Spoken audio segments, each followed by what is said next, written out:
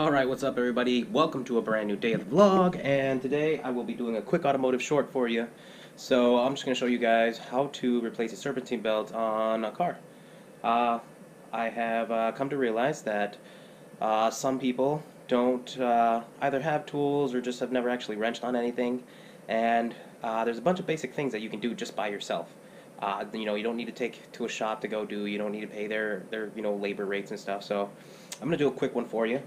Got my full tool set over here, and we'll be needing probably none of that. Actually, none of that. We won't be needing any of that. It's a serpentine belt. I mean, come on, let's be realistic. Oh, here's my project truck. Gonna be doing another update on that one. I'll be making another video soon on that one too.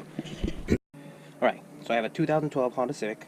Never had the serpentine belt replaced. I did buy it used, so granted, it's probably not very dry cracked. It's probably still kind of good. Only got 60,000 miles on it, but I mean, it is a 2012 and it's 30 bucks for a serpentine belt, so I'm just going to change it as part of maintenance, and it's actually pretty easy. So we're going to start off with the tensioner. So these serpentine belts are held on with tension, and there's two ways to put tension on them. One is a spring-loaded tensioner, just like this one. We got a 19mm socket. We're going to move the wrench up, and as you can see, the belt gets loose. And then the other way is a manual tensioner. So what you do is you have to loosen up a screw, then you tighten up another screw essentially, and it pulls the pulley outwards more, so it creates more tension on the serpentine belt. So there's two different types of tensioners.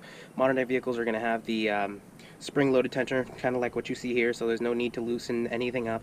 All you're doing is you're rotating the tensioner, you're loosening the tension on the spring, and you just pop your belt right off.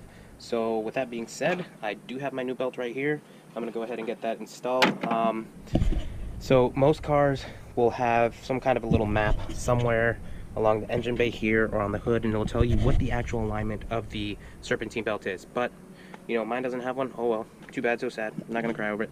It's actually not even that difficult.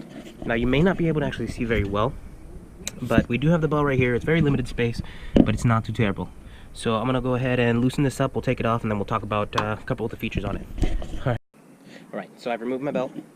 Doesn't look cracked or anything. It actually still looks pretty darn good, pretty decent. But it does have a little bit of wear right here on the side of the belt. So let's go ahead and take a look at the pulleys. So there's two types of pulleys. First, you have your pulley like you do on this alternator that has ribs on it. So this is obviously where your belt will be riding on. So these ribs right here will go into the ribs of this. So if you don't know how to put your belt back on, that gives you a clue, right? Because you know at least some part of the rib section of the belt has to hit this. And then you have these smooth pulleys right here. So these smooth pulleys, I don't even know if you can see that. I think you can. So those smooth pulleys, they actually hit the back of the belt. So those are just idler pulleys. That one actually happens to be the water pump right there. But these pulleys right here do not need to touch the ribbed section. So that gives you another indication of how to put your belt back on, right? And there's probably like, I want to say you're probably going to have at least 10 different options of putting your belt back on when you put it on, but only one will actually work. So if you don't have a map, you can Google it, check another video out on YouTube, such as this one. Yeah, and then you can just figure out how to put it on. So they're actually not overly difficult. Taking off the belt was pretty good, or pretty easy. But the problem right now is going to be I don't have a lot of space, so I'll probably get a pry bar to help me put in the belt down there, but no big deal. So let's go ahead and put this one back on, and then we'll start it up, and then that'll be it.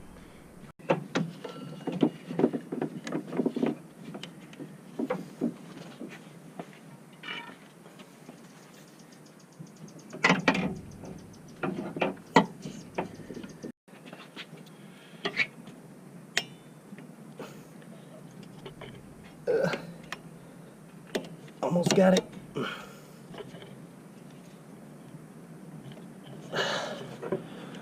Alright.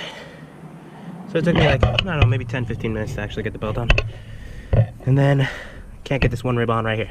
But that's no big deal. We'll get that right now. So, two ways to do that. One is you could actually go back and then you can move the tensioner and try to put the belt back in. Or the second one is you turn it on. So all these pulleys are actually aligned in a plane. So when the engine actually starts, it'll just roll it back into the actual alignment. So that's no big deal. But we're just going to do it old school. I'm going to go ahead and I'm going to redo or just take the tension off the belt, and then I'm going to go ahead and retighten that. But other than that, guys, that was a really easy fix. Yeah, so I might actually end up just posting this today. This is a really easy fix. Encourage you guys to go out there and just do it all yourself. You're going to save a ton of money anyway, and it doesn't cost a lot to do. Just going to spend maybe, what, 20-30 minutes? It took me just this tool, a serpentine belt tool, 2 pry bars, and that was it. So, other than that, I will be making my next video. Will be on my project truck, and then I'll be giving you a couple features on that, and then we'll actually get to work on it. So until next time, guys, go out there and have fun, and hope you keep tuning in. Bye.